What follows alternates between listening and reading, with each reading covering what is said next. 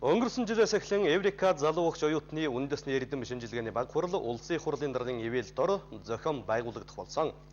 21 дэх шилдэн зохион байгуулагдаж байгаа Еврикагийн оролцогчид өнөөдөр төрийн ордонд илтгэлэн тавьж шилдэгүүдэн тодрууллаа.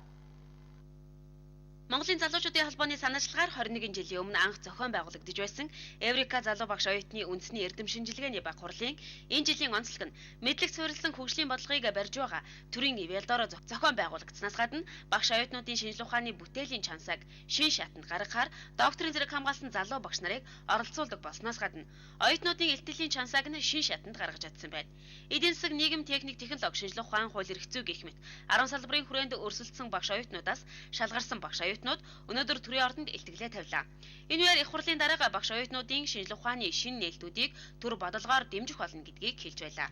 Одоогийн их сургууль шинжлэх ухааны байгууллагын бүтээц амьдралаас тасарсан байгаа. Тэрийг компани захиалга өгдөг, тэрийг гүйцэтгэдэг, эцсийн үр дүнд нь тэр шинэ юм бодож олсон, инновац хийсэн эрдэмтэн оюутан бүгдээрээ үр шимээс нь хүртэлцчээдэг энэ тогтолцоог бүрдүүлэх хууль эрх зүйн нэлээд явагдсан байгаа. Одоо ажил олох гэж үлдээд байгаа. Ийхүү энэ жилээс шалгарсан оролцогчдын бүтээлүүдээр эмгэгтгэл гаргахаар төлөвлөж байгаа бөгөөд оролцсон оюутнууд Монгол улсын шилдэг компаниудад мэргэжлийн дадлага хийх, ажиллах боломжтой болох юм байна.